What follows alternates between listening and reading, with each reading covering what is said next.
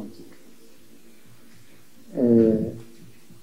Cette visite s'inscrit dans le cadre d'échanges réguliers qu'on a conformément aux instructions des deux chefs d'État,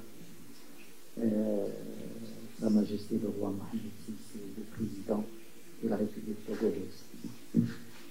Nous nous concertons sur les différentes questions bilatérales, régionales et internationales de manière régulière, mais la visite d'aujourd'hui de M. le ministre nous a permis de faire le point sur nos relations bilatérales et de nous mettre d'accord sur un certain nombre de questions.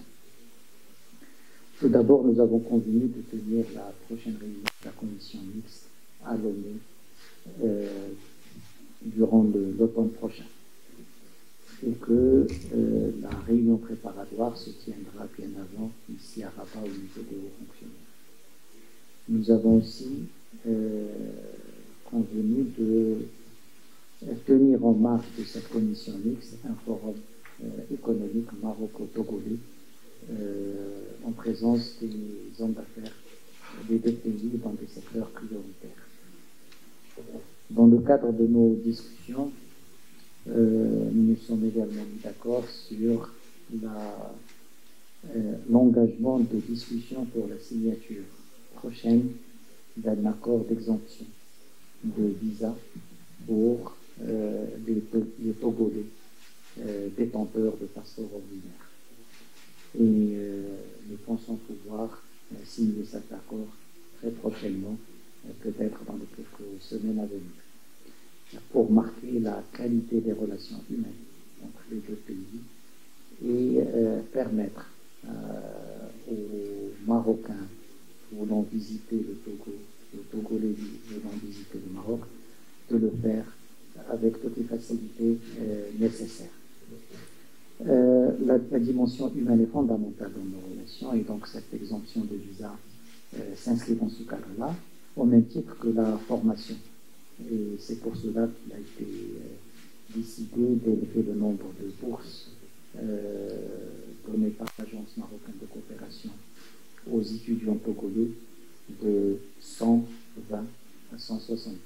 Ajouter 50 bourses supplémentaires pour les étudiants togolais et renforcer une expérience qui est une des plus fructueuses de formation. L'expérience a montré que d'abord les bourses marocaines sont complètement utilisées par les étudiants togolais et que les étudiants togolais dans les différents centres de formation sont parmi les meilleurs. Et donc ça renforce cette dimension humaine. Nous avons aussi discuté de la tenue de consultations politiques en marge de la réunion de haut niveau. Nous partageons la même perspective sur beaucoup de questions, notamment régionales et continentales. Nous avons discuté de la situation dans la sous-région, au Sahel, notamment au Mali.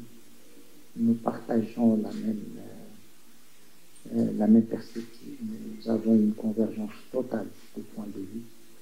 Le Maroc salue le rôle des initiatives prises par son Excellence le président de la République togolaise pour un traitement dans la sérénité, un traitement pragmatique de la situation au Mali, qui permet de concilier à la fois les principes, les valeurs autour desquelles est construite la CEDEAO, mais aussi pour favoriser la stabilité et le développement du peuple malien. Nous nous retrouvons dans cette vision, dans cette perspective, et c'est pour cela que le Maroc a salué dès le départ les initiatives du président de la République togolaise. Nous avons aussi évoqué des questions de coordination au niveau de l'Union africaine, au niveau de l'espace atlantique qui nous réunit, et notamment par rapport à plus de coopération entre les autorités portuaires de deux pays, plus de coopération pour exploiter le potentiel du tourisme qu'offre l'Atlantique. Et dans tous les domaines, les deux pays vont donner une forte impulsion à leurs relations bilatérales.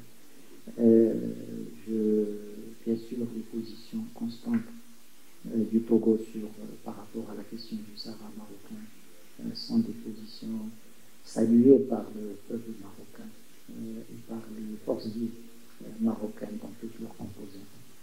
Encore une fois, c'est un grand plaisir de te recevoir à Rabat, chez Rabat.